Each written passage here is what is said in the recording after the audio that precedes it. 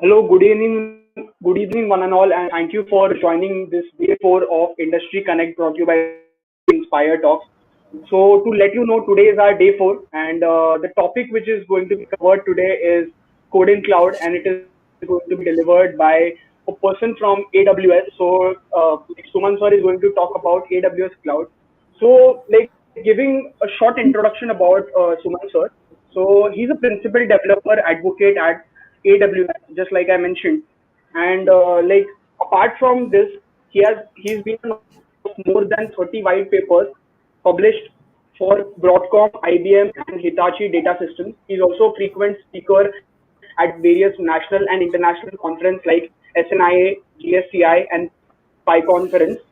He apart from that, he developed certain tools. He developed a performance monitoring tool for Brocade FC switches. Developed a tool for measuring VM Bootstorm performance benchmarking. So these are the things he has been developed, and he's also working with AWS right now.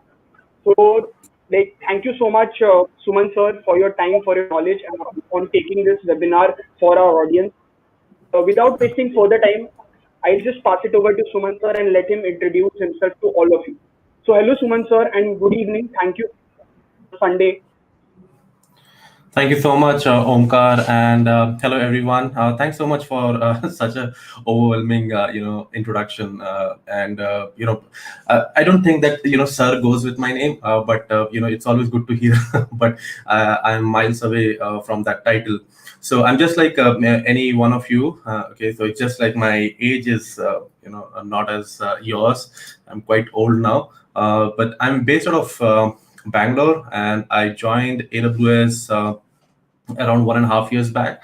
And prior to that, I used to work for various companies like Labs, Broadcom, NetApp, and mostly I work in the storage side. If you are aware of the infrastructure side of it, and I work with chipsets and network cards and all of that. So my day job was mostly around performance engineering and quality control, or QE or QA. A lot of people say like that.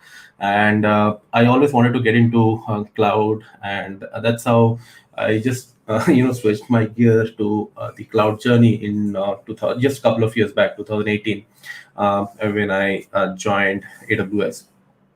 So there are a lot of things that I wanted to share, and this is one of the greatest platform that we have in India. And thanks so much, Omkar, for giving me this opportunity. There are a lot of amazing speakers, and I'm surely do not stand anywhere near them, but I'm very glad that I could get this opportunity to talk to all of you. Okay, so I do have some Yes. demo or some hands-on, but the ultimate objective would be, if you have any questions, just feel free to ask.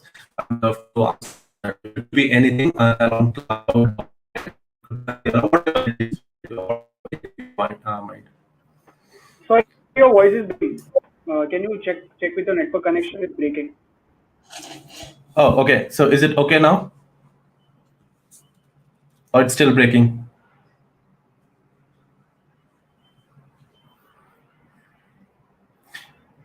We can go for it, sir. It's pretty good. Okay? Yeah, it's Okay, fine. Okay, that's good. In case it goes, very low, just let me know. Just stop me back. Okay. So let me share my screen. sure, sir.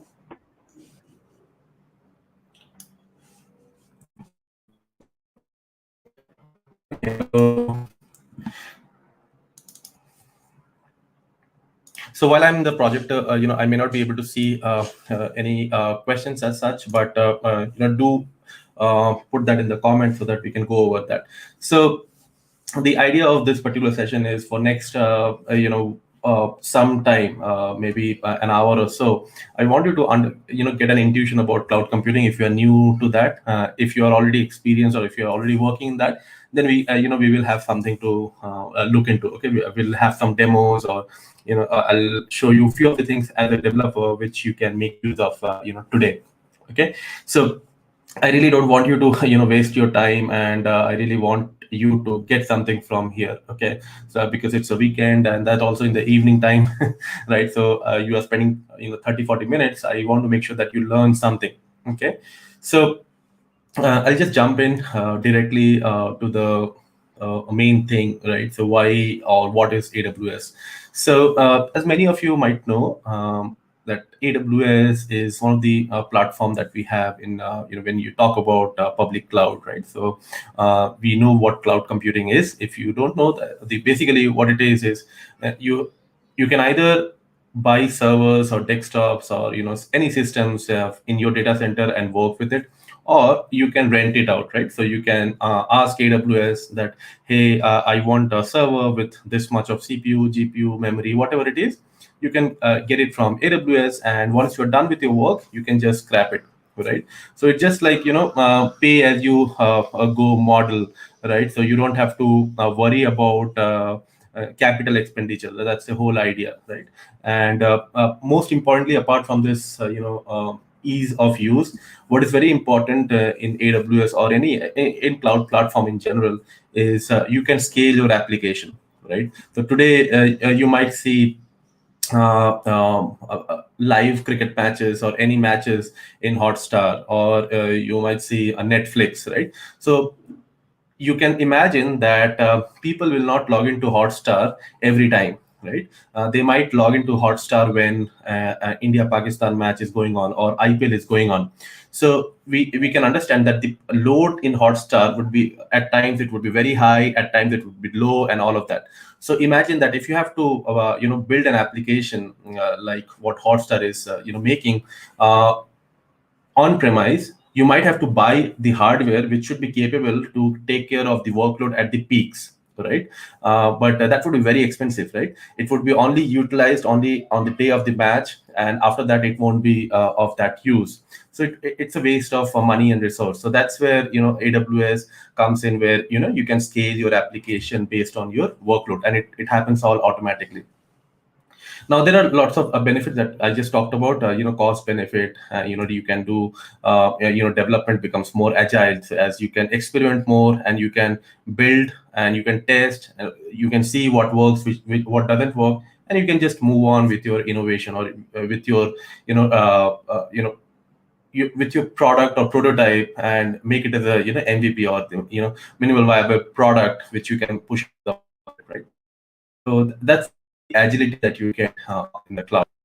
So there are lots of services in AWS. If you, we will log into the console in a couple of minutes from now, but there are lots of services, right? And it's very overwhelming, when you see those many number of services. So it's like this, right? When you go to any restaurant, right, and they might have lots of things in the menu, and what we end up doing is we may not read. At least I do that. I'm so lazy to read all the menu. I just ask the waiter that would you like to suggest something, or maybe in veg or non-veg, whatever, right? And whatever he or she says, we just order, right? So similarly in AWS also, we have lots of services, and not all services are meant for you or for your application. So you don't have to get confused. You can just focus on the thing that you are interested in, and you can search for the best service that you can make use of.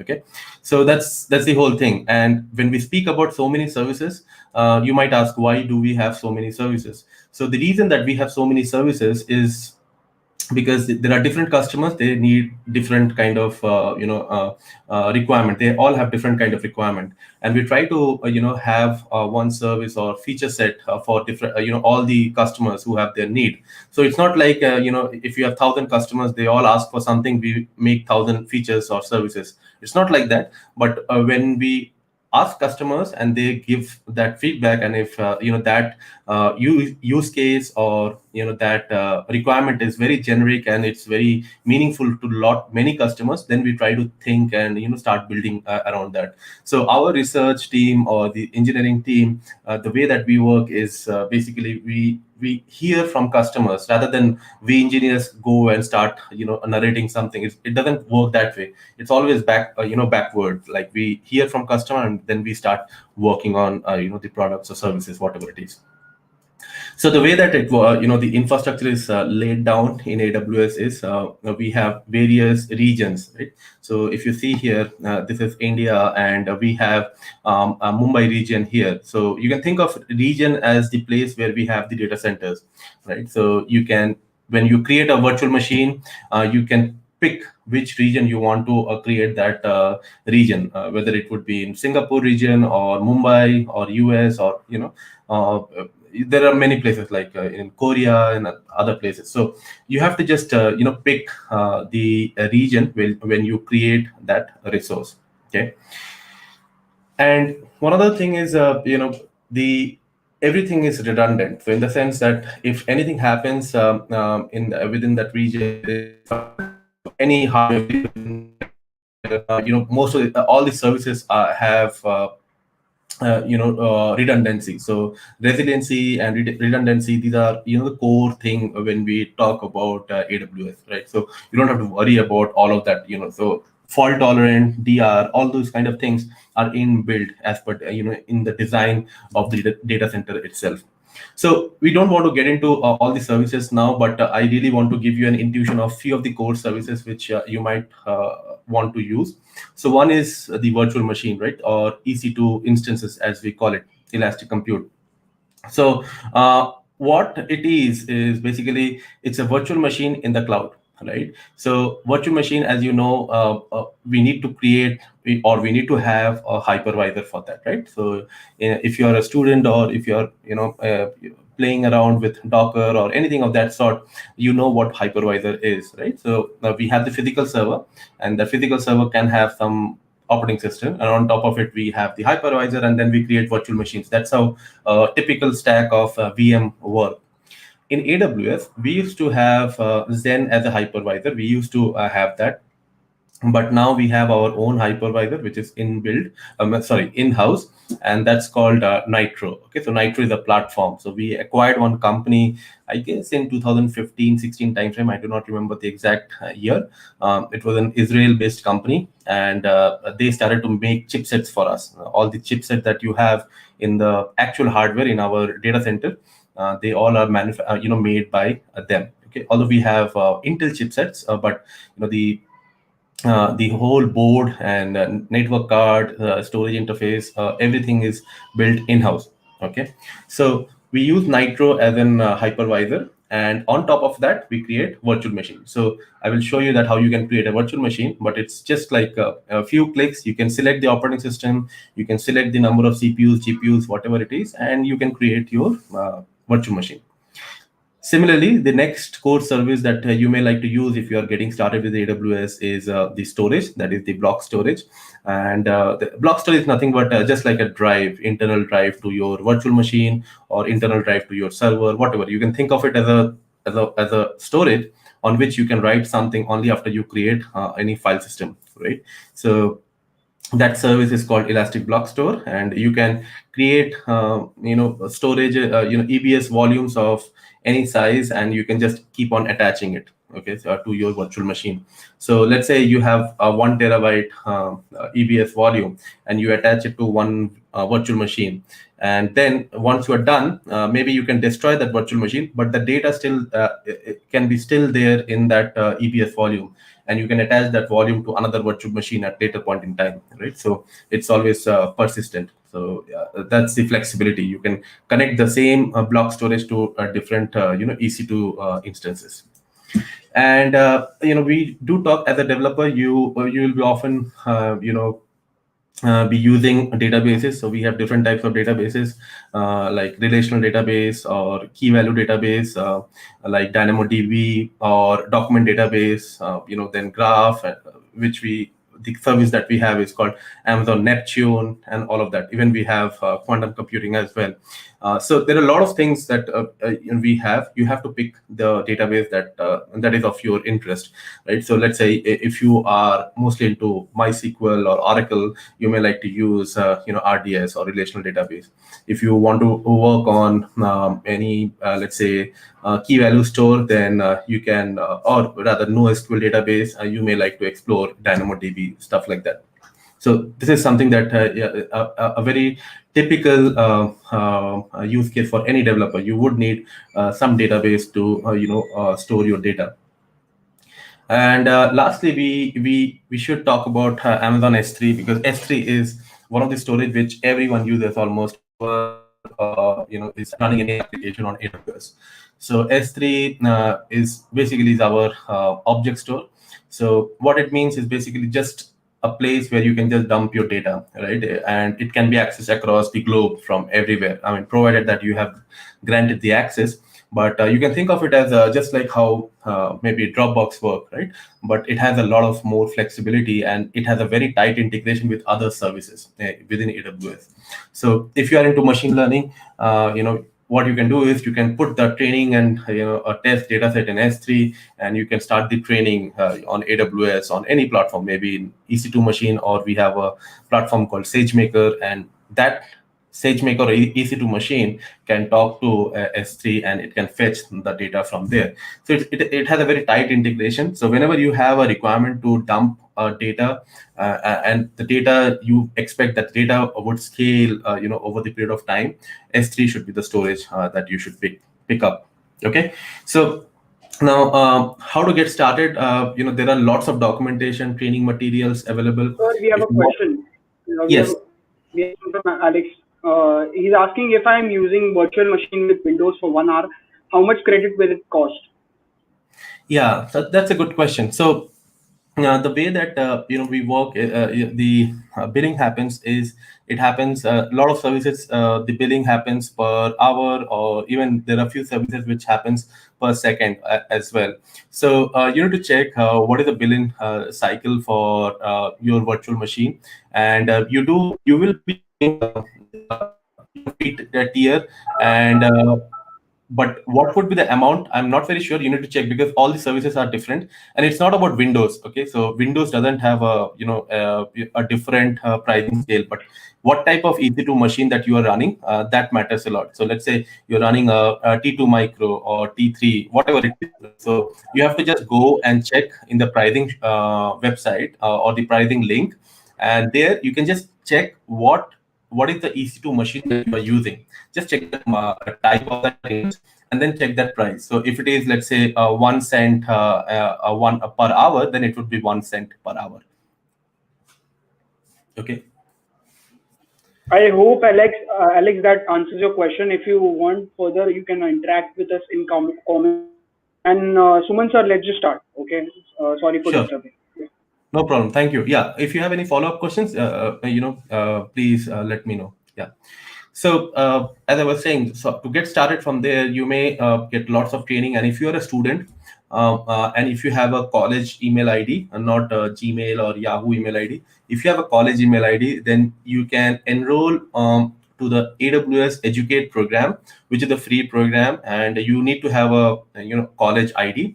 And then what you will get is you will get $100 free credit, and you will get lots of free training, certifications, and all of that. And if you want, I can show it to you towards the end as well how to get started. But do make use of that. Okay, you don't need any credit card and anything of that sort. All you need is your college or university email ID. Okay, so you can just log in, create your account, and get started with it. All right, so one important thing in AWS is, we have lots of services, but when you build any application, it's kind of, you have to pick the right service and build on top of it. So it's kind of a Lego block, right? And there are a lot of complex applications, that people are running, like even a Hotstar or Netflix, just for an example, right? There are lots of mission critical applications. Companies are, working on AWS, or built on top of AWS. Few companies are actually completely on AWS, and especially the startups and the companies which are born during that cloud era, right? Which is now like last 10 years or so. Now when you have so much of variety, so many options, it is very important to have some architectural reference, right? So there are lots of architectural reference available. You may like to read them. Okay, so you can just search about AWS reference architecture, and you will get some link, and that link will have all these different use cases, and you can pick the use case which is similar to what you really need, right? And then you can see that what are the services and how they are connected to each other. Okay, so that's about it. And what we are going to do now is I'll just show you how to get started with few of these services that we just talked about. Okay, so I'll just come out of this presentation. So this is this is the AWS console. So when you log into this AWS console, you will land up in this page. Okay, so you will find all the services here, like for EC2 containers.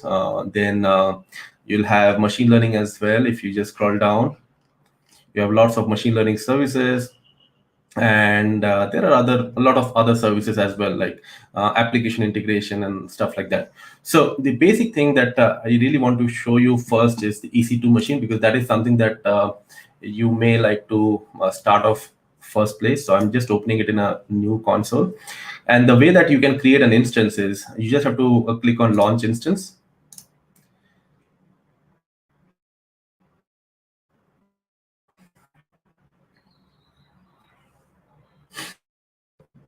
Then what you need to do is you need to select what happened.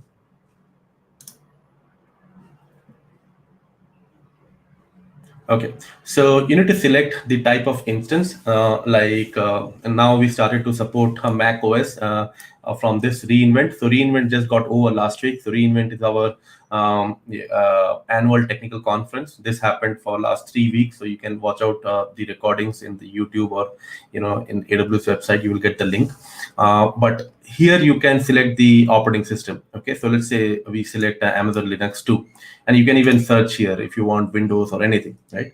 So you can just select, and you get an option to select the type of processor. Like it could be ARM based or x86 based. So let's select Intel based.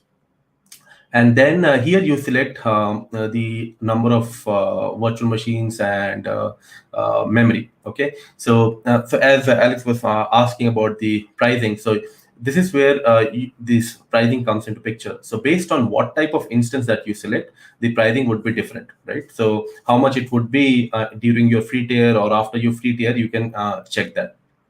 So let's say I select T2 Micro, which is eligible for free tier. Not all the instances are eligible for free tier, but this one is eligible. So let's select that, and you can see that this comes with one virtual CPU and one GB of memory.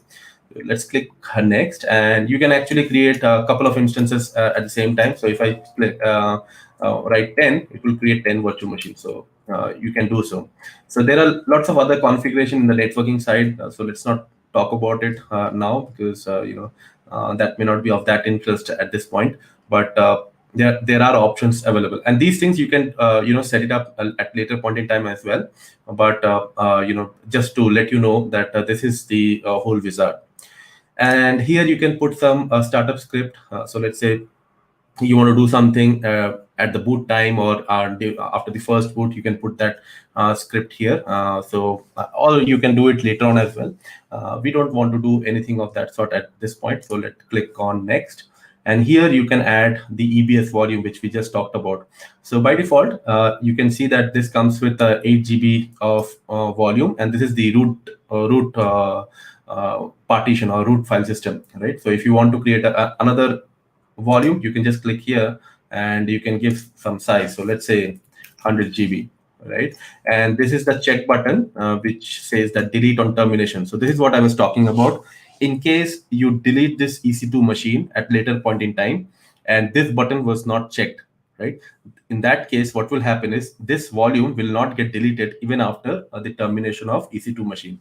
If you click on this, then it will get deleted at the time of deletion of the instances. Okay, so you can add virtual machine storage like that. So this is how easy it is to keep on adding storage to your virtual machine, right? So we don't want that, and let's click next. You can put some tag. So tag could be anything, right? So let's say this is my machine, right? So you can say something like user Suman. Okay, so these are important because you can later on, if you have lots of virtual machine, you can search it by application. So let's say I want to use this for let's say front end, right? So let's say web tier.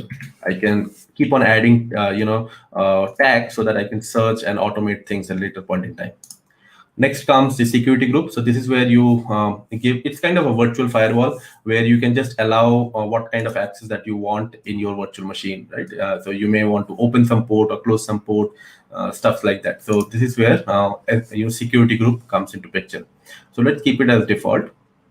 And we can click on launch, and this is the summary that it shows. And let's click on launch, and here we can create an key pair to log in. So when you do an SSH, you can use a key pair to log in. And I have lots of keys created beforehand, but you can always create a new one. Okay, so if you create a new one, you have to give some name. So let's say login. Okay, so I'm just downloading that. So it got downloaded, and I can click on launch instance. So now the instance is getting launched. And if you now click on logs, let's see that what is the progress. So if you see that it is still in pending state, right? So it will soon come into in service, and once that is done, then you can log in and start accessing it. So it seems that it's got connected. So what we can do is we can try to connect with this. So we can simply click on connect, and it says that first we have to change the permission of this key. So let's open the terminal. Okay, so I'll just click another tab.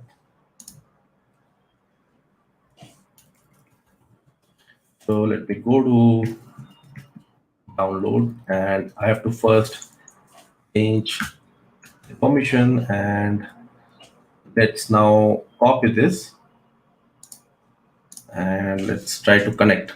Okay, so this is the username that it creates when it creates an EC2 machine, and we can simply log in.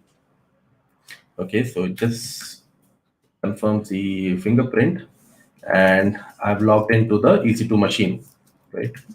So if you see that it has a 8 GB of root file system, right?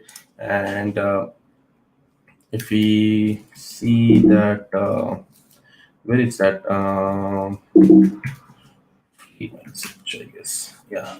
So it has 1 GB of memory, right? So now you can, it's just a virtual machine, and you can log in from anywhere if you have this key, private key, and once you are done with this, you can just destroy, right? As simple as that. So this is how you can get started with your EC2 instances in AWS. Okay, so let me minimize this. Now, the other thing that I wanted to show you, and that is a little bit more interesting for as a developer, we have a service. So let me go back, and we have a service called Cloud9. Okay, this is where things gets little interesting. So Cloud9 is a service where it will give you a full environment, an IDE environment for you to work on. Okay, so it will create an EC2 instance in the backend for you, but you don't have to create it. Okay, and not only that, it creates a lot of other things, like it automatically comes with AWS CLI. It has all the access, or required access rather, to access many other resources and all of this, right? And you get a complete IDE in the browser, right? So you don't have to carry your laptop to do your work, right? You can always log into anywhere, right? Maybe from your friend's system, or your colleague's system, wherever you are, right? You can just log into your account and get started with it. So let me show you that. So we need to click on create environment. You have to give some name. So let's say we give one name as I just copied a few of the names. Okay, so let's say this is the name, and let's say we give some description. This is my dev environment. Okay, and click on next. And here also it asks for what type of instance. It doesn't give you all the options that you get when you create an EC2 instance, but it does give you some options. Okay, so let's select T2 micro, And here also it asks you to select the platform. So let's select Amazon Linux 2. So if you see here, it supports here only 3 types of different operating system: Amazon Linux, Linux 2, and Ubuntu. It doesn't support Windows or Mac or any other operating system. So you can select, because this is for your development work. This is for your ITE, right? This is not for to run your application. This, as a developer, if you want to write code in the cloud, this is the place that you should explore. You can put an a timer here, which is by default 30 minutes. That means that if there is no activity, it will go into auto hibernate mode, so that you will not be charged. So if you are worried about EC2 instances, how much it charges and all of this, when you are not working, it might charge. It will charge, right? Because it's a virtual machine. So in that case, you may like to use Cloud9, where you will not be charged when you are not using it. And next, we can click on this wizard, and we can just check the summary. And if you are good, you can click on create environment. So what is happening now in the backend is it is trying to create a virtual machine for you. And not only that, it will install lots of devices, it configure and everything. And is just like an IDE environment. If you have used Eclipse, or maybe these days people use what is that, PyCharm for Python development, and there are different IDEs available, right? So you will get exactly similar view, as you can probably you can see in the back. It will come up like that. Okay, so what I have done is I have already created that one of the Cloud9 instance. This might take a couple of minutes. So let me go back and go to Cloud9 in another tab. And if you see, this is the environment that I have just instantiated, and which is running in the other tab, right? It is getting created. In the meantime, what we can do is we can go to the other one, okay, which I've created in the morning, and we can just click on Open IDE.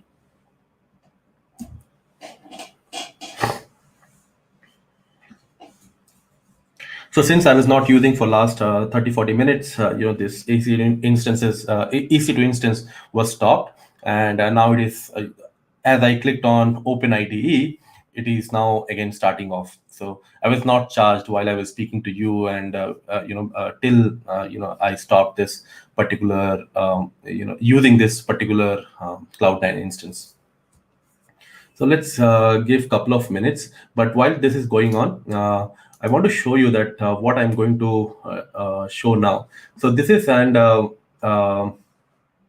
workshop which you can explore while you learn this AWS, if you are getting started with it. And what we are going to do is we are going to cover this module 1, but this has lots of different modules. You can easily spend the whole week doing that, and it's freely available in the GitHub. Okay, so we will touch base on the first module, but there are lots of different exercises that you can go over, and those all are built on top of one another, right? So you get a good learning of how things work internally. And if you see, it covers lots of different services. It may not be visible properly at this point, because the fonts are a little small, but when if you open it in your web, in your desktop or laptop, you would be able to follow along. Okay, so we are going to use follow that module 1. So what you can do is you can just clone this GitHub repo. So what I can do is I can actually copy paste that in the chat. Maybe Omkar can put that. I'm sending to him. Okay, so let's see if our IDE is ready. Okay, so now our IDE is up and running. Okay, so what you can do is first you can do a git clone, okay, for that repo. And if you see, this is the Cloud9 environment, and see, it's completely just like an IDE, all right? So you can even come to configuration, and you can set up the themes just like how you do it for your any IDE, right? You can have a white or whatever it is, right? So you get the idea, things works exactly how any IDE works. So now here AWS CLI is already configured. So to see that, what we can do is we can just run AWS S3 ls. So this command actually shows all the S3 buckets, okay, that we have in this account. In this account means I, as a user who have created this Cloud9 instance, if I have created any S3 buckets. So if you just run this, you will see that it shows all the buckets, right? And the reason that it worked is because I have not installed AWS CLI. It was already installed and it was already configured with credentials, and it could able to access that, right? So that's the beauty of Cloud9. You don't have to worry about any of those things. Now, the first thing that you need to do is you need to go to module 1, and in module 1, what we are going to do is we are going to create a static website, and the content of that static website will be stored in S3. Okay, so let's try to do that. So first thing is we have already done this, creating a Cloud9 environment. We already covered that. Okay, let me scroll down. And the first thing is we need to clone that. Okay, and there are different languages that you can opt for. It supports this workshop contains Python, Java, and all of that. If I just scroll up, and if you see that there are different branches, okay, it's Python, Java, Go. So for this, I'm using Python, but you can feel free to use whatever you want, okay, which language that you are comfortable with or you work with. So all you have to do is you have to just copy this, and you have to paste it here. Okay, so that's all. Okay, I'm not running this because I have already cloned it, if you can see here on the left hand side. Okay, so if I just expand that, and if we just go to module 1, we see there are some content, right? So we will see that what we will do with this content, but the Git repository is already been cloned. Okay, so the first thing that we need to do is we need to create a static website. That means we need to create a S3 bucket where we will store the image, right? Sorry, not image, the file. And environment that we have created, it that also got up and running now, but we are not going to use this, so I'm just closing this off. Okay, yeah. So now what you can do is we can search for S3. So this is our object-based storage, as we discussed a couple of minutes back. This is where you can just create, your bucket, and you can just dump your data, right? So let me try to create an S3 bucket. Okay, so let's try to create an S3 bucket.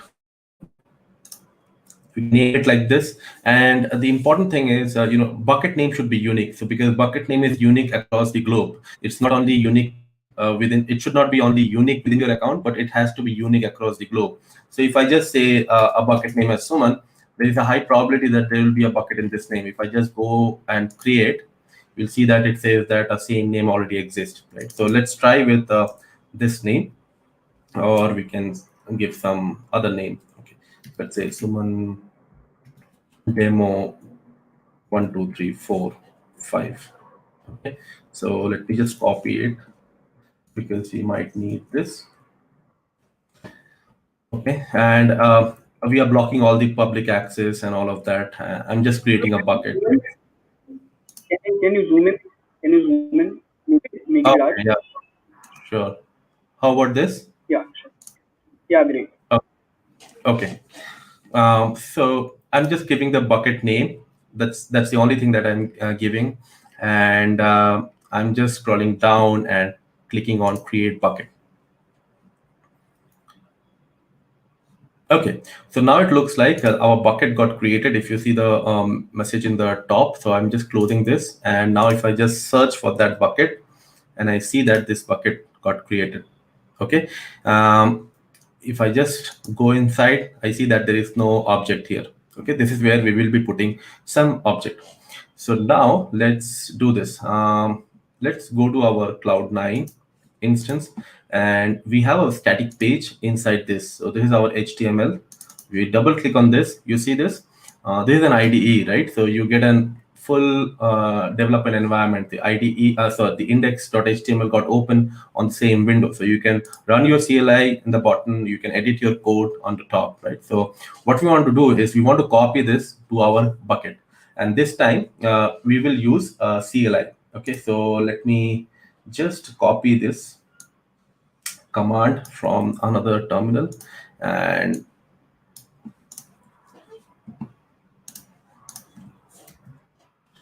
so I'm just commenting it because we need to change it. So here we need to change our bucket name. So our bucket name that we gave was, let's copy this from the console. Our bucket name is this, right? So I'm just copying it and I'm just pasting it here. Okay, so what are we doing? We are using AWS CLI to copy this file index, right? So we are running AWS S3 CP, it's just a copy command, and we are giving the full path. Okay, and then we will be giving the destination, and the destination is S3 my bucket name, inside that index.html. So let's hit enter, and it says that it got uploaded. Now if you come here and if you just refresh this page, as of now we see there is no object, right? So let's refresh this page,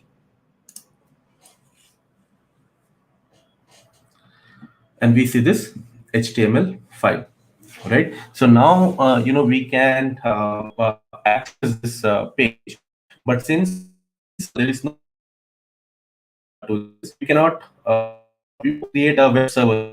You have to create a server where we have to have this page available, right? There are two ways to do that.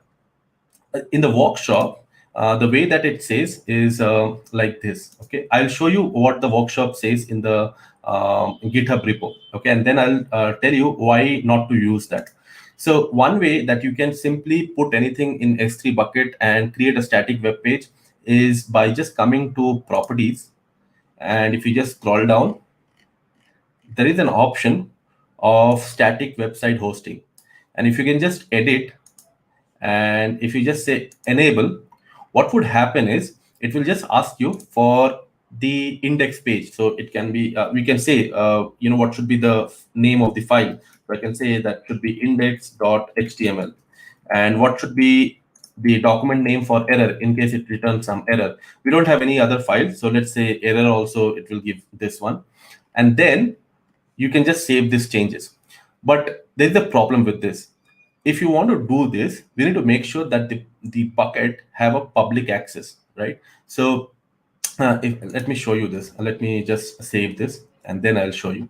So now if I save this, if you scroll down, you see this URL, right? It created a new URL for us. And if you just click on this, it should open up, but it is saying access denied. And the reason it is access denied is because this bucket doesn't have the permission for any read from outside world. Okay, and that's why it is not able to open this web page. And one way that you can do it is you can just come to permission and you can edit this and you can unlock this, right? You can just come here, edit, and you can uncheck this. But what happens is this gives a wide security hole to your bucket, right? People can misuse your bucket. And the reason for this is when you are giving a URL like this, you are actually exposing the bucket name. If you see this is my bucket name, right? Suman demo 12345. So people already know who are accessing your website that what is your bucket name. So that is not a good idea, right?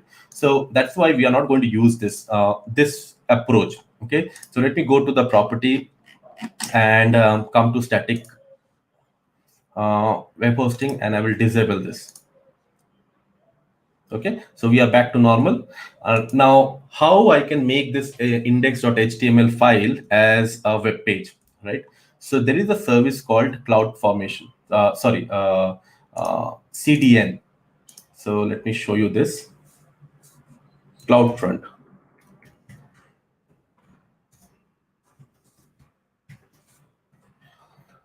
So what CloudFront does is basically we have seen that there are lots of regions that we have in AWS, right? So we have total 24 regions, but it might so happen that you have created your application in, let's say, US, right? And your data is there in the US region, but now you are trying to access the data from India. So there is a latency involved to access the data from there to here, right? So which may not be good, and that's why we have CloudFront, where it is actually there in some edge locations. So edge locations are different than those 24 regions that we have. So those are, you can think of it as small data centers where we just cache things, right? So what you can do is you can create a distribution. Let's show you this how it works. It's very simple. You just have to come to CloudFront and click on Get Started, and here you can specify the name of the bucket. Okay, so the bucket name was Suman. It was 12345, right?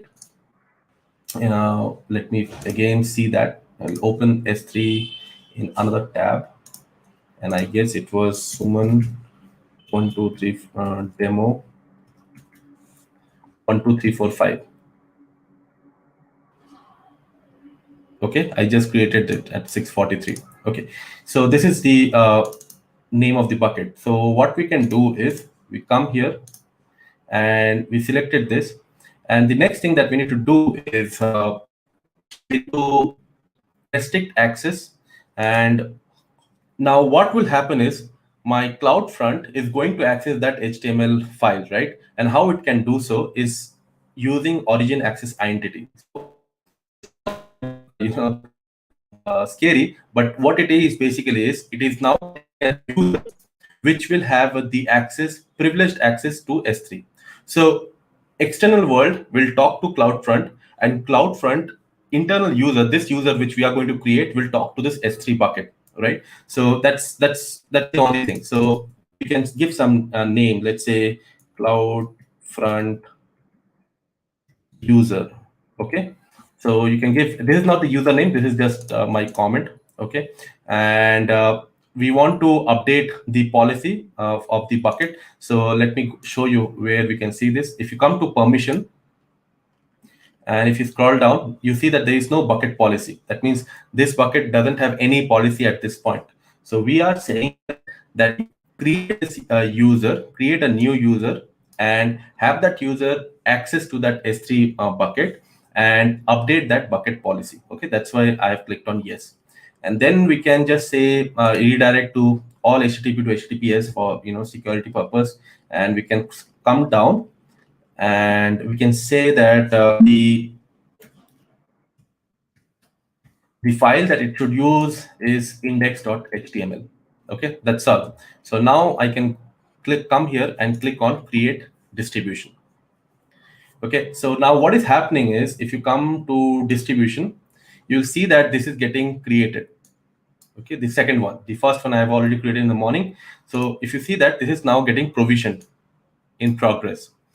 And while this is going on, let me show you in S3, the bucket policy was empty, right? But since we have now created a CloudFront distribution there and enabled that check button, which should edit this bucket policy. So let me show you that. Let me go up and click refresh.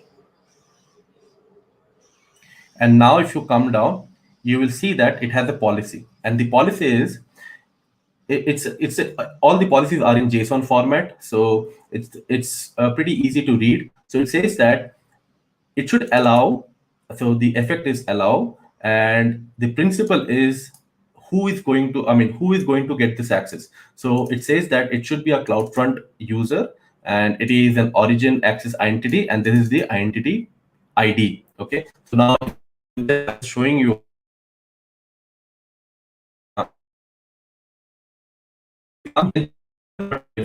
access identity. If I just click on that, see that this is the user. If I just Control F and find that, this is the user which I just created. Okay, so you get the idea that how creating a distribution can create an origin access identity, and that gets the access to S3, right? So this is where the policy got updated. Now let's wait for this policy to get deployed. But in the meantime, it takes a couple of minutes, because what is happening is it is creating in all the edge locations, and it should be able to get the data in all the edge locations, so that when you try to access, it should be able to fetch that HTML file. Now I already have created one in the morning, so let me show you that. So if I just click on this, you will see that the distribution status is deployed, and you get a domain, you get a URL. You see this URL? And now, if you click on this URL, copy this URL and open it, it is going to access that HTML file. So this is the content of that HTML file. And look what happened. So as a user, you don't know what S3 bucket I have used, right? Because there is no name of this S3 bucket here, right? So you don't have to worry about exposing your S3 bucket to external.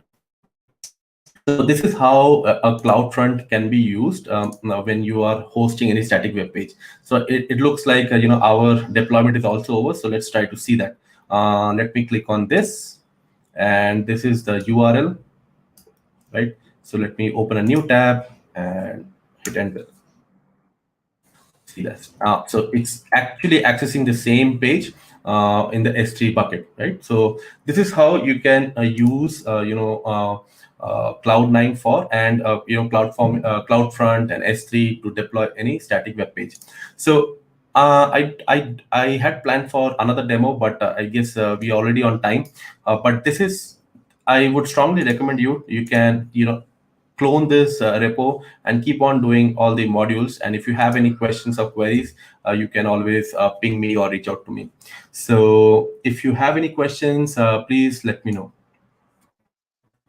Yeah, Suman, yeah. So thank you so much for this insightful session about AWS cloud. So to be honest, I just heard of the cloud, but today I got to know how to use it and how to deploy like systems on it. Thank you so much for this session, and we are just waiting for questions. So like till then, I would like to talk to you for some time till we get another question. Okay, so I Sure. wanted to ask you like when did you first heard about AWS cloud and like started working on it? Yeah, that's a good question. So my story is very, I would say it's pretty different, because I had no idea about cloud, and I was doing, I was pretty okay with my present work. When I was working in Toshiba in my last company, and in 2015 or 16, I still remember. I was talking to one of my friend, and we thought that we should try to learn something in the cloud, especially AWS or any other platform. At that time, AWS was not the thing that we wanted to focus on, but wanted to learn about cloud. So my friend, we used to work together in IBM, and then he moved to Singapore. So what we used to do is, we used to study in the morning. We used to wake up at 3 o'clock, and used to take some online course, and we started to study in the morning, and then we both used to go to office, and then in the evening time again we used to revise. So that happened for almost 6-7 months, and we tried to learn about AWS little bit, and the cloud computing in general. And then in 2018, I started to explore some opportunity outside, and I knew that I'm not from that background, because my background is mostly in system side or the storage side, and I want to just explore, because for me it was just like an applying as a fresher, right? So it's very difficult, when you are already in the very comfort zone and you are working in something which you have been working for a long time. It's very, very difficult to come out of there and get into an environment where you have no clue about, right? So that's how I Yeah, got I agree. started. Yeah, and I got Yeah. this opportunity. Yeah. So did you ever thought that like learning like if you are like you started learning AWS and your future would be you'll get placed in AWS and be working. Like did you ever think like that? Uh, did you aspire to get into AWS or you just got because of your skills? Like you did set that company as your aspiration. Yeah, so I guess I would strongly. This is my personal opinion, right?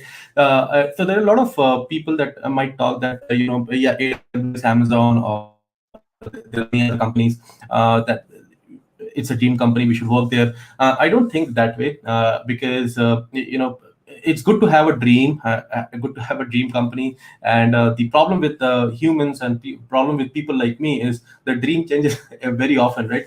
And I feel that it doesn't matter where you work, whether you work for Amazon, whether you work for a startup, whether you work for any other company. What matters is what you do day in, day out, right? And obviously Amazon was a great company, and it was never like I always wanted to work for Amazon, but it was always like I got inspired by a lot of people around Amazon, and they were amazing. Like the team that I work for, they are amazing. Like I feel very privileged to be in this team. So the only thing that I thought at that point in time is to get into cloud. But when I got this opportunity, it was like icing in the cake that I got this opportunity to work for Amazon. But for anyone who is thinking of working in cloud or any of the technology stack that they are comfortable with or they want to work on, never feel disheartened by not getting selected by, because at the end of the day, interviews and all of these are just a discussion, right? It doesn't define you, because I've given more interviews than anyone I know in my circle. So, and most of the time I failed. So we all learn, right? So you need to be self-motivated, keep sharing things, whatever you learn, that matters a lot, and that only defines you, right? It's not about you do something of your own in the corner and just Definitely. grab a job. Doesn't help in long run. Yeah, and thanks for that like advice which you gave. It will definitely help out the people who are watching this session, and definitely the ones who went to like after this session is posted after the live session. Whomsoever would be redirected to this video would get inspired at the end, because thank you for giving that industry motivation of yours. So it's like I completely agree with you. And like we have a question from Alexi Thomas. So he's saying I bought domain from another site and hosting is done in AWS. So what do with SSL certificate given by the site? One more thing, when I type my domain, it's not secure. Yeah, so there are different ways. So I'm not from the web application side or web development side, so I may not know correctly, but there are different SSL options that you get. Even when you use CloudFront, there is an option where you can use your signed URL, or you can use a third party, right? So it's all there, it's all configurable, and you can always edit them.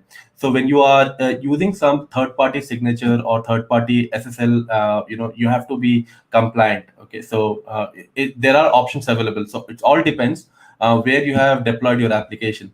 So it looks like you have deployed your application from EC2 instance, so you have to check the EC2 instance options. But if you have deployed your application in some other format, let's say using a Lambda function or a container, then it would be different. But we do have all the support for all the certificates. So if you go to that link which you have deployed and it says that it's not it's not secure and all of that, you can just go there and add your signature using third parties, or you can use the default one. I hope that Alexi that answers your question. Okay, and thank you for giving. Thank you for asking your question. If you have any other questions, we have 2 to 3 minutes left on the clock. So make sure to comment in the live chat if you have any questions. And yeah, so like apart from that, thank you so much, sir, once again for your time, for your knowledge, and like I really like calling you sir. That's the reason I'm calling you. I know that you told me not to call, but still, it's just the respect which I give it to you, because you have worked with AWS, and like I want to wish you best of luck for your future endeavors, whichever company you go to.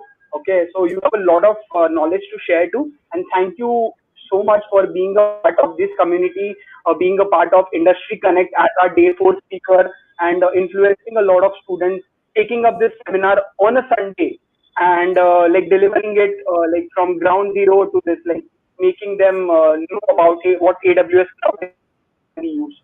Okay, so Alexi is saying okay, sir, and also thanks. So yeah, I hope Alexi that and yeah, so we just have 1 minute left. So I'll just give a update about tomorrow's session. So tomorrow's session is going to be our last day, day five of Industry Connect. And thank you so much to everyone today who has been joining us on weekend. Thank you so much, because that shows how passionate you are, how dedicated you are towards learning new things. And like, to join us for more such events, more such seminars, webinars which would be conducting in the future or the future month. So stay connected with us. Do follow us. Also, I've mentioned the link to Suman's LinkedIn handle in the description box below. So do check it out. Do connect with him. Ping him if you have any questions related to AWS Cloud. If you are starting with AWS Cloud, he's the right person to guide you. So please feel free to reach out to him. And an update about tomorrow's session. It's going to be delivered by Vandana ma'am, Vandana more today. So it's going to be about the topic is going to be about mastering mindful living. So it's kind of a non-tech topic, but like talking about Vandana ma'am, she's signed out, which mentoring sessions to people who are struggling with life, or maybe who are facing problems. So she's kind of a mentor. She also should do join tomorrow as well with the same enthusiastic attitude to learn something new. So we'll meet you tomorrow in our day 5. And thank you so much once again. Thank you so much, Suman sir. And yeah, so we take your leave, and bye. Thank you so much. Thanks, everyone.